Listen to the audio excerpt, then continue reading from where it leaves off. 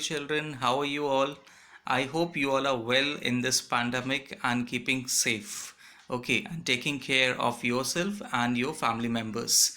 Okay, now today we have to start the explanation of Act 5, Scene 1 from line number 96, where Portia and Nerissa, both of them, entered into the scene, and from where they have from where they are coming from Venice. They have saved life of Antonio and they were very close to their house, and Portia meanwhile saw a candle burning in her house, and then she speaks to Nerissa. Now let's continue without any delay because we don't have much time. Okay, and today I hope we shall finish explanation of this scene, and with the explanation of this scene we shall finish the Merchant of Venice syllabus. Okay, now without any delay we shall start. Let me switch off the camera. It will be easy for you to concentrate on the explanation only. Just a minute, children.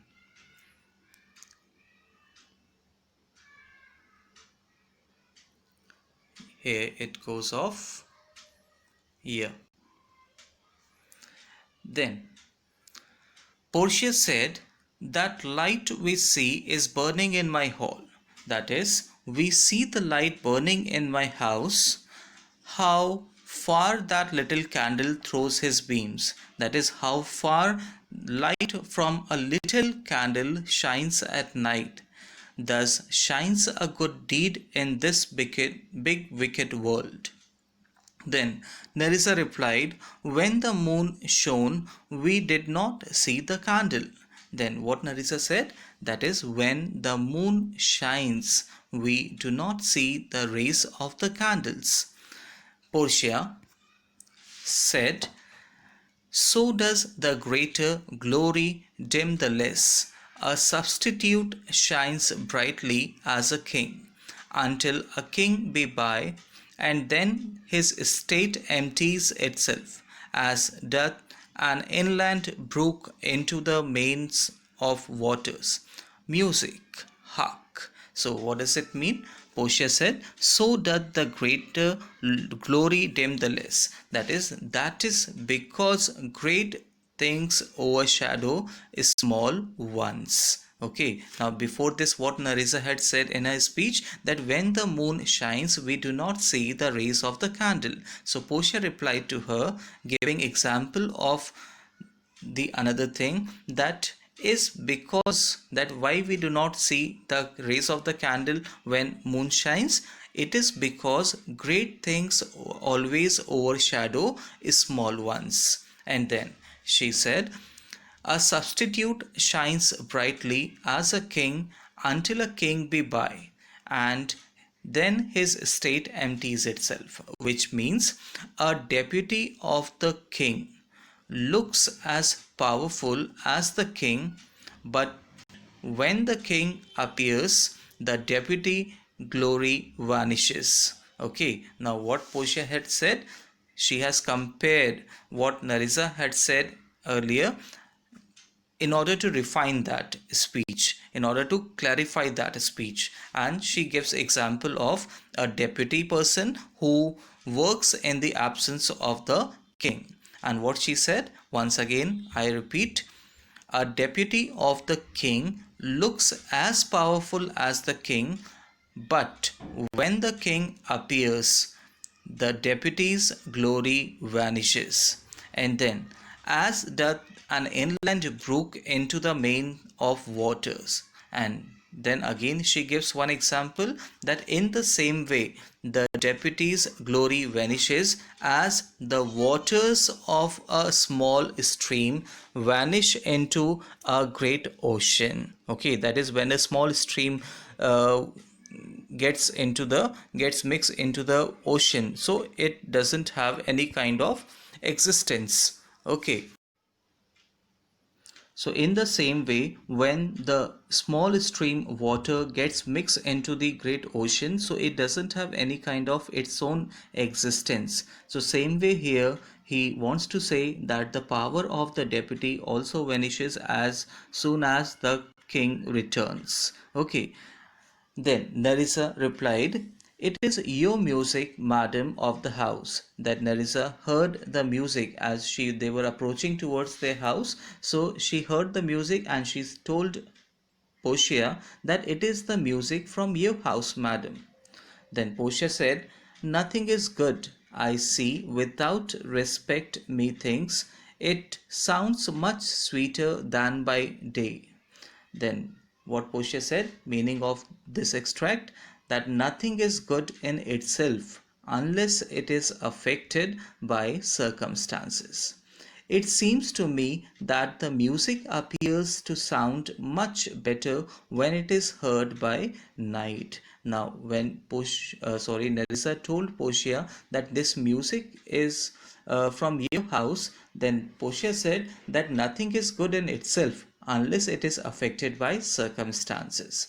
And it seems to me that the music appears to sound much better when it is heard by night. And Portia felt that as she can hear this music during the night time in the dark, so it appears much more sweet. It appears to me that the music is sweeter. Then Portia, sorry, Nerissa said, "Silence bestows that virtue on it, madam." That means silence gives music its melodious quality, madam.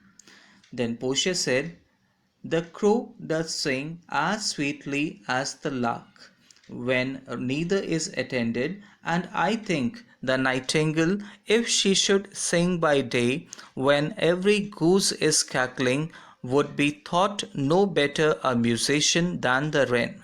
How many things by season seasoned are to their right praise and true perfection. Peace, ho, the moon sleeps with Endymion and would not be awaked." Now here Portia was very much impressed with the music. She found it very, very, very melodious, and then she said that the crow does sing as sweetly as the lark. That is, the crow sings as sweetly as the lark when neither is attended, when neither is accompanied by other sound. I think that the nightingale, if she sings by daylight, when every common bird makes a harsh noise, she would appear no better a singer than the wren. Now here what she is actually explaining, she is explaining about that how we feel certain things, that when they are affected by the circumstance, so how beautiful they appear. Okay, so she wants to prove this point, giving example of different birds, that when we listen to the nightingale's voice or the song, then if she sings by daylight when every other common bird makes a harsh noise, so she would appear no better a singer than the wren. That is, nightingale is considered as a bird whose voice, whose song is very, very, very pleasant. Okay, but nightingale sings only during the night. That's why we feel its sound so pleasant. But here Portia says that if nightingale also sings during the daytime when other common birds sing, so we may not find its voice as pleasant as it has. Okay, then we may find its voice like the wren only, like a common bird only. Then she said, "How many things by season seasoned are to their right praise and true perfection." Then Portia said, "How many things look better by being done at the right time and are praised for perfection. Peace, ho! The moon sleeps with Endymion and would not be awaked." And then she said that, "But silence," peace means silence. "The moon is asleep by her lover Endymion and would not like to be woken up." Then music stops and Lorenzo says, "That is the voice, or I am much deceived, of Portia." Now when Nerissa and Portia were talking to each other. It was dark, okay, and they were very close. So Lorenzo heard Portia's voice, and then he said that that is the voice, or I am much deceived of Portia. So he said that unless I am mistaken, that is the voice of Portia. Portia said, "He knows me as the blind man knows the cuckoo by the bad voice." So, what Portia said here, that he knows me by the harsh voice. Now, as it was dark, so they were unable to see each other, but they could hear each other. They could listen to each other. So, Portia said to Nerissa that he knows me as the blind man knows the cuckoo with its voice. Then Lorenzo replied when he saw to Portia approaching to them when they were very close, that dear lady, welcome home. So Lorenzo here welcomes Portia, that madam, welcome home. Portia replied, "We have been praying for our husbands' healths, which speed we hope the better for our words are they returned." Then what Portia told Lorenzo, that we have been praying for the well-being of our husbands. We hope that they had benefited from our prayers. Have they got back as yet? Okay, now in reality, where Portia and Nerissa had gone, they had disguised themselves and they had gone to Court of Justice, Venice, isn't it? So, but here what Portia tells Lorenzo where they had gone, that they had gone to 2 miles away to one of the church, to the holy crosses which were on the sides of the roads, and they were praying for their good health and for their happy wedding life. So she says that we hope that our husbands would have benefited with our prayers. And then finally she asked that have they returned. Then Lorenzo said, "Madam, they are not yet, but there is come a messenger before to signify their coming." Then Lorenzo replied, he told that no, madam, not as yet, they have not come back, but a messenger has come ahead of them to tell us that they are coming soon. Portia said to Nerissa, that go in, Nerissa, give order to my servants that they take no note at all of our being absent hence, nor you, Lorenzo, Jessica, nor you. And then what Portia said to Nerissa, that Nerissa, you go in, that is, you go into the house and give orders to the servants that they must not show that they know about our absence from here. This is applicable to you also, Lorenzo and Jessica. That is, Portia tells Nerissa that you go and give order to our servants that they don't have to tell our husbands about our absence uh, at this place. And Lorenzo and Jessica, you also don't have to say anything to our husbands, that is Bresciano and Bassanio, about our absence. Then here, Lorenzo. A tucket sound was there, that is, someone's footsteps was heard, and Lorenzo said, "Your husband is at hand. I hear his trumpet. We are no telltales, madam, fear you not." And then Lorenzo said, "Your husband is around, that is, your husband is near to this place. I hear his trumpet. We do not give away secrets, madam. You need not to be afraid. We will not reveal your secret." Then Portia said, "This night methinks is but the daylight sick.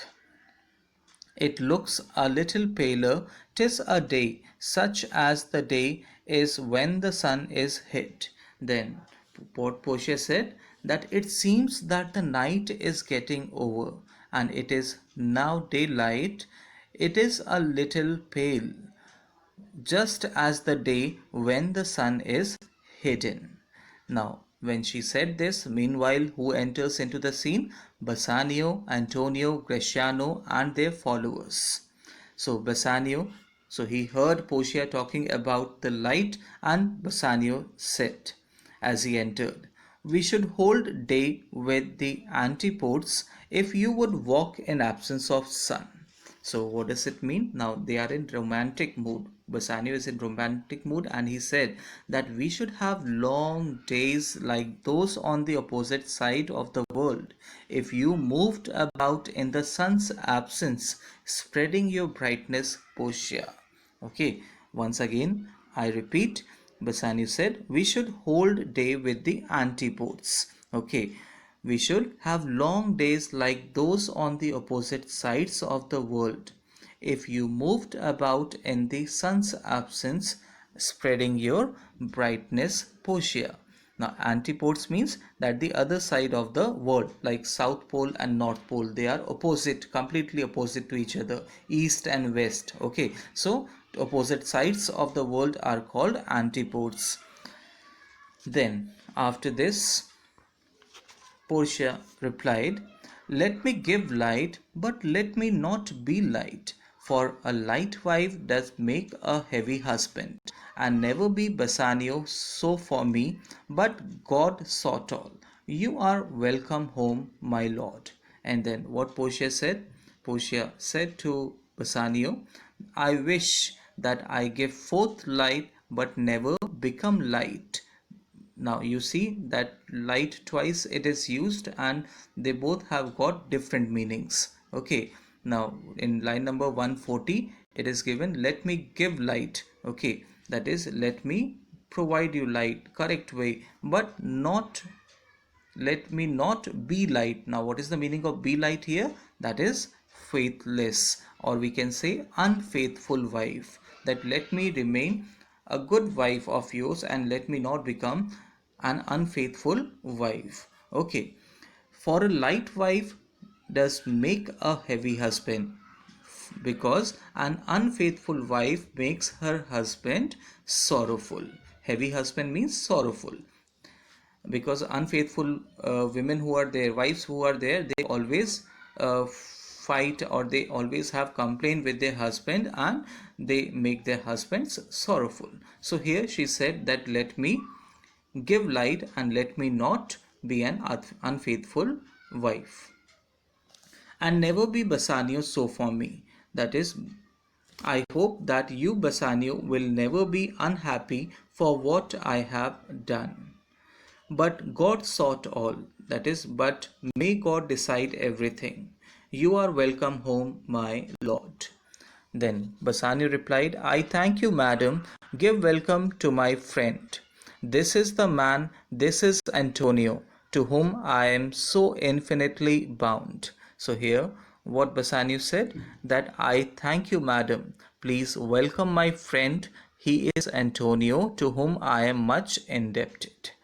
Then Portia said, "You should in all sense be much bound to him, for as I hear, he was much bound for you." Then what Portia replied, "You should in all respects be ever grateful to him, since I heard that he had signed a contract full of risks on your behalf." Then Antonio said, "No more than I am well acquitted of." Then Antonio, what he replied, that "Not so terrible a bond, now since I am free from it." So Portia, "Sir, you are very welcome to our house. It must appear in other ways than words. Therefore, I scant this breathing courtesy." So what Portia said, what does it mean? That, "Sir, you are welcome to our house. I must show you our welcome by deeds and not by words. So I stop expressing this polite." Hello dear children, how are you all? I hope you all are enjoying at your home and working hard for your studies. This is your channel and I am your Sir Nitesh. So today in this video we have to continue the explanation of Act 5 Scene 1 from line number 96, where enter Portia and Nerissa. Portia said, "That light we see is burning in my hall. How far that little candle throws his beams. So so shines a good deed in a naughty world. So here Portia said that we see the light burning in my own house. How far? Light from a little candle shines at night. Thus shines a good deed in this big wicked